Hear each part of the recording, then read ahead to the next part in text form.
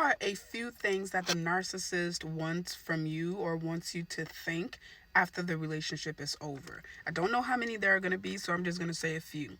Number one, the narcissist wants you to think that they are giving the new supply any and everything that you've ever wanted. The reason for that is they want to mess with your brain. They want to F with your mind and your emotions so that you'll start doubting yourself, thinking that you're not good enough. The new supply is better than you. The new supply might be prettier than you. Those are the things that they want you to think. Another thing they do is that they will tell any and everyone who's willing to listen that you were the problem.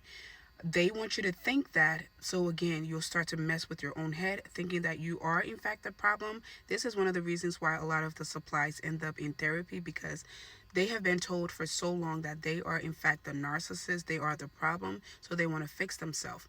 Another thing they want you to think is that everything that happened in the relationship was your fault.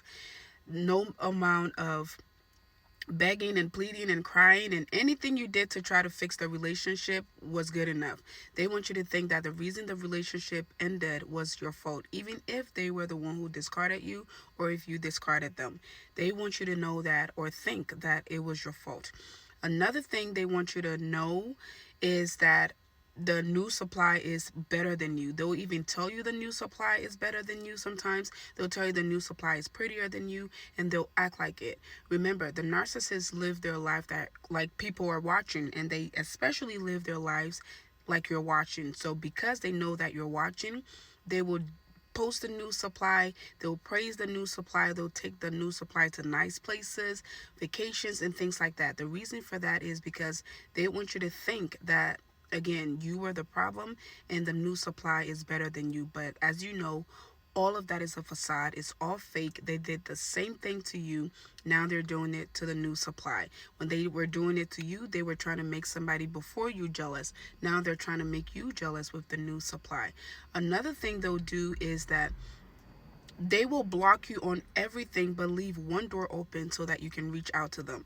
The reason for that is they want to have evidence to show people or tell people that, see, she's obsessed with me, she's stuck on me, she wants to be with me still. So they'll block you everywhere else, knowing fully well that because you just got discarded or you had to forcefully reverse discard them, you still want answer, you still have feelings, your feelings are involved, you want answers, you want closure. So they'll leave maybe one or two doors open so that you can still reach out to them or watch their story, watch, maybe you'll be able to email them. They'll leave one channel open, but they'll block you on everything else just to be able to say she's blocked on everything, but that one thing is open. And that gets you thinking, does he still want to be with me? Why would he block me on here but not on here? Maybe he still wants me to reach out, blah, blah, blah. Speaking of reaching out, that's another thing they'll do.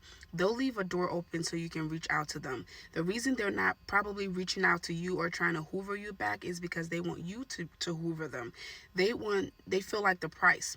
So they want you to be the one reaching out and crying out and looking for answers and maybe begging and pleading and please come back to me or things of that nature. They want you to hoover them back so that when they come back, when they do come back and treat you worse than before, they'll tell you that you're the one who wanted this. I was done.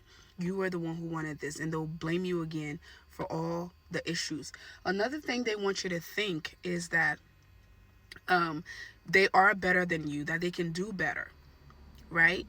The whole time you were the one carrying the whole relationship. You were the one fixing things when things went wrong. You were just carrying the whole relationship, but they want you to think that they can do better than you. So if they're lucky enough to not get a downgrade, if they're lucky enough to get someone who's maybe, I guess, prettier than you or more successful than you, they will rub it in your face for days and days and days. This is one of the reasons why it's very important to block them when you think you're done with the relationship. Block them and keep it moving, because again, they live their life like you're watching. So they're gonna give you the best performance of their lives. Again, block them and keep it moving. There are a lot more things that the narcissists want you to think when they break up with you or when you break up with them. Again, the best way to block that is block them, no pun intended, and keep it moving. Another thing the narcissist wants for you after the relationship is over is that they want you to suffer. They want you to go down the drain. They want you to be depressed. They want you to be forever, ever sad. And when they see that you're doing good, when they see that you're actually succeeding, you're healing, you're doing better, you're looking better, it triggers them and it creates shame for them. And this is when they'll do that quick little hoovering to see if you're still stupid, because they want to gain that control back to get you back to the dark place where you're chasing them and crying over them and uncomfortable and things like that. So please keep an eye out for that. When you leave the narcissist, just block them and keep your life going. That's the best thing you can do for yourself. Follow for more, and you can also book a one-on-one coaching call with me. The link is in the bio.